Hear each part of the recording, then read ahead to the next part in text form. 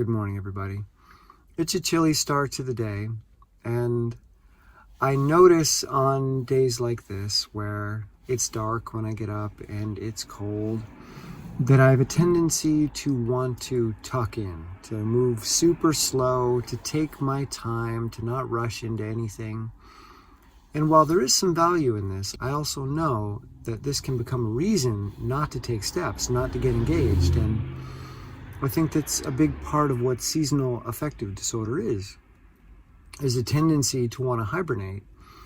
And then this leads us to feel bad about our days because we're less productive, we're less engaged, and we're spending a lot more time ruminating. So we think about, should I get out of bed, rather than simply touching the covers and moving them without a conversation. So today, what I noticed myself doing, and this is pretty common for me, I take physical steps without thoughts. So covers come off. I don't need to say, it's time to get up, let's go. I just grab the covers and I pull them off. And I've trained myself to do this. And then I stand up, I find a warm pair of socks so I can walk around while I'm getting dressed. And I go through this physical engagement until I'm fully dressed, and then I put myself into some kind of action. Like I'm still working on my parents' pantry project. Today I've got to do a bunch of electrical work. So moving a refrigerator and a freezer and rewiring the walls, and it's rather chilly in there. So I just started getting in there and moving things rather than thinking about what needed to be done. Because if I think about things like that, if I spend too much time planning, I'm not going to get going. Now, that doesn't mean that planning isn't important. It just means that it can't be the first step.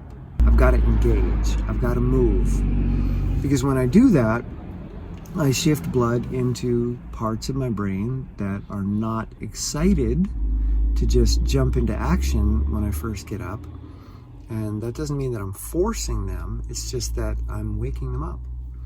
So this is still part of my gentle practice. I'm not using willpower. I'm just gently taking physical steps without having a conversation about them, without turning it into, okay, this is what I'm going to do. This is what I have to do. This is how I'm going to do it. Embracing myself for the day, preparing myself for the day.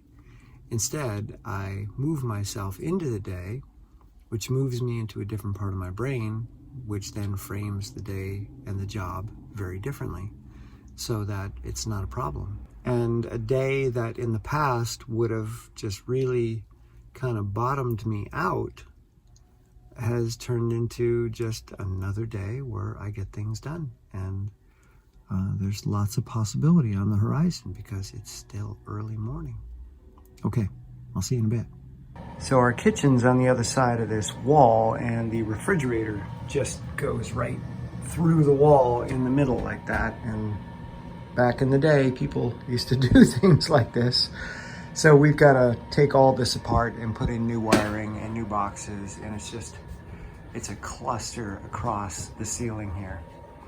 So gotta love old houses.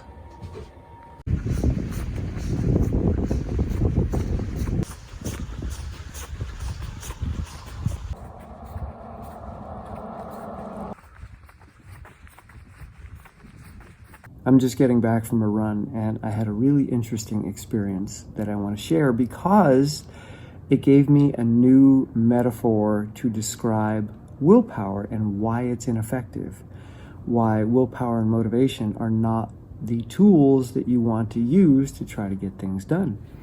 So it's cold right now. It's not super cold, but it's like 38 degrees Fahrenheit, and I ran for an hour and didn't wear gloves, so my hands got progressively colder and colder over the course of the run.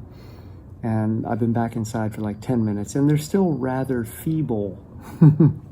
I don't have a lot of blood in them right now. And because when you get cold, blood is pulled into the core. It's pulled into the center to protect your organs, to protect the things that are more important, and your extremities don't get as much blood because they're deemed not as important by the body. If I lose my fingers I still live. If I lose my heart, I don't. So, when I walked into my studio, I have a little cabinet and there was a dish that needed to be washed. And I thought, you know what, let me do that right now. I have to go to the bathroom anyway. So I grabbed the dish, went in and was trying to wash it. And it's a heavy bowl, very thick ceramic bowl. And when it was soapy and wet, I had a hard time holding on to it because my hands were cold. So I dropped it several times. Fortunately, it only dropped a few inches and it didn't break, but I felt this sense of frustration. I felt this sense of, come on, man, just hold the dish. You know, how hard can it be? And what occurred to me in that moment was that when you're depressed, when you're challenged, what has happened is that your brain body has decided that it needs to bring the blood to your core because you are in a challenging environment. The weather outside is frightful, and therefore, we're going to protect the parts of us that matter. The right hemisphere of the brain is the first to develop as a child because it's the most important hemisphere. The left hemisphere develops much later, which is why children develop language later, and which is why autism shows up later. So when we get into challenging situations, challenging environments, the right hemisphere gets more blood. And because the left hemisphere is the grasping hemisphere, both literally and figuratively, it's the part of your brain that gets you to reach and grab things and do something with them, and it's the part of your brain that grasps concepts.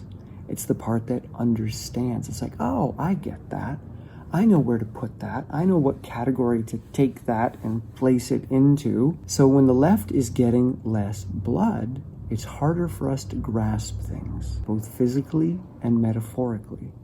So when someone tries to use willpower or they try to motivate themselves when they're in a funk, when they're in a depression, when they're in any state that feels like, it's not going to work. And just like me trying to use cold, bloodless fingers to hold on to that bowl and dropping it, when you try to use a left hemisphere that doesn't have enough blood, you're going to feel incompetent. And you're going to beat yourself up even more because you're trying to use a tool that's not that great of a tool anyway, even when it has a full blood supply. But when it's lacking a blood supply, it's totally incompetent. It's inept. It's the last tool that you want to try to use to get out of a funk, to get yourself moving. Which is why you hear me talking about compassion. Because compassion is not about forcing, it's not about grasping, it's about allowing. It's about permitting the world in. Not the narrative world, not the social world, but the actual world. The world that exists outside of concepts, outside of understanding things, outside of knowing. The world that you exist inside of at your very core, that hasn't been broken down and categorized yet, that doesn't have a rank, that doesn't have a progressive path that you need to be on and you need to be at this particular place at this particular time. It's the world that just is. It's the world of being, not doing. All right. I'm going to drop the mic, not because that was awesome, but because my hands are too cold and I can't hold on to it anymore. See ya.